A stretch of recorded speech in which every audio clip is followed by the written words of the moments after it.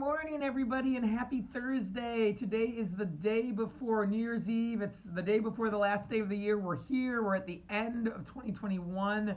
And I just wanted to wish everybody a happy New Year's. I hope that for many of you, 2021 was a year of discovery and innovation and growth and challenge and creativity and reflection and planning and enjoyment. I know for many it was a tough year, but ultimately I believe that 2022 can be a fantastic year for all of us, and especially those of us that make decisions and choices every day to do hard things and engage and invest in ourselves and our futures. And so with New Year's being tomorrow, I wanted to share some thoughts I have on just the New Year's resolution planning process. I hope that most of you have by now sort of set a vision or some goals or ideas about what you want your 2022 to look like. You have plans and things you want to achieve. And as you're doing that, I just wanted to talk about a couple of things that I see very commonly when people make New Year's resolutions.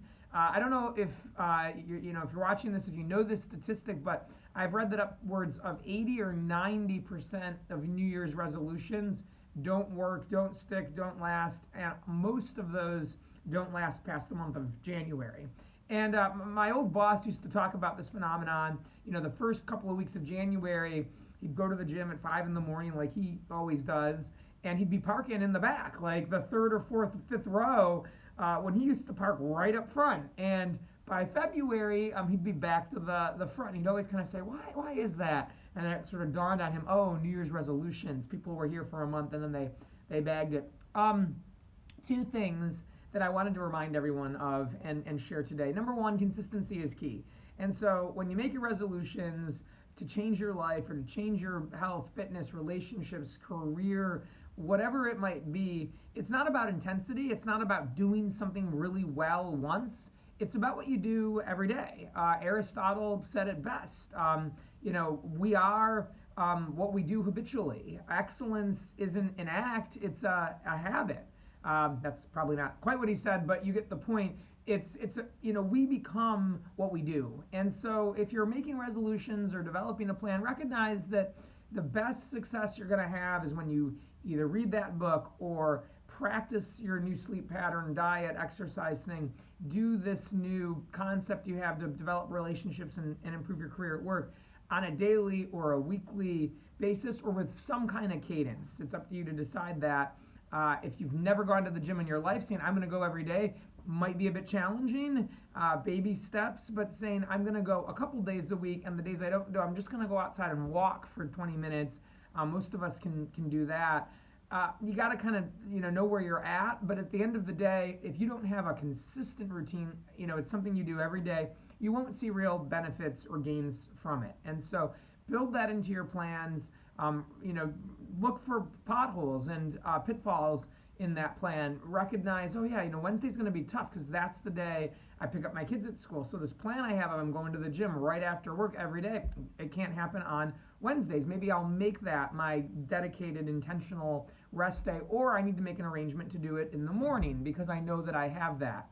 The second thing I want to talk about is lead measures and lag measures. And I've brought this up before in some other videos. As of next week, I'm going to go back to sharing the rest of the P's of personal power with you all. You might remember from months ago, I was sharing this idea I have for my second book around the 7 P's of personal power. But in that first couple of P's I gave, I shared that reality is we get frustrated quickly. We're a fast feedback society. We want results quickly. We're used to being on our smartphones. We were a video game generation, many of us. We are used to fast food. You can do everything online now. And when we don't get feedback instantly, we get frustrated. Like, why isn't it working? What's going on? We've just become accustomed to that. And the reality is real sustainable change doesn't quite work like that. Sometimes things take time.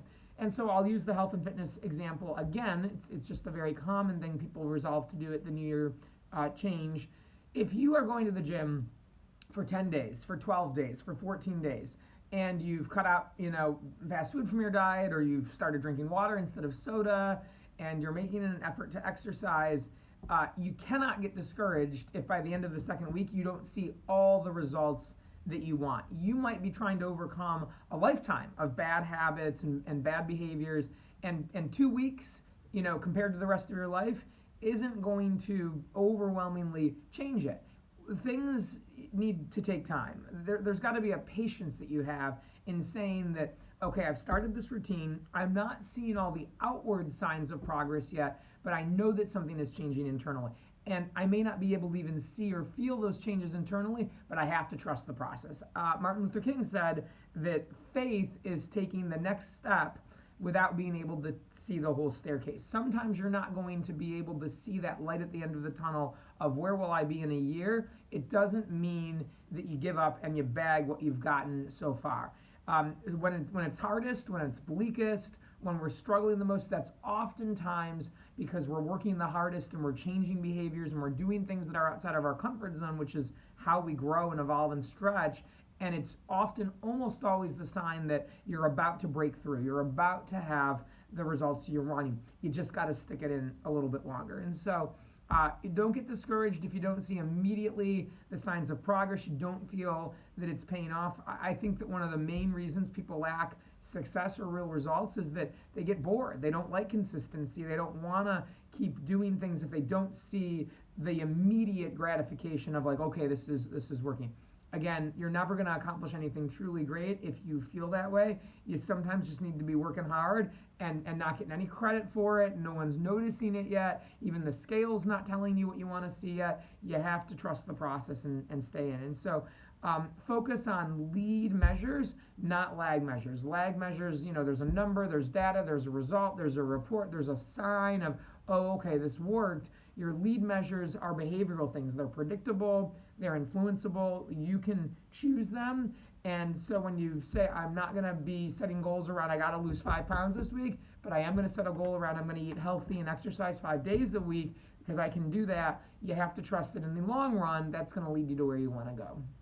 So I hope that all of you are having a great time in the final 48 hours of 2021. I hope you're enjoying planning for 2022.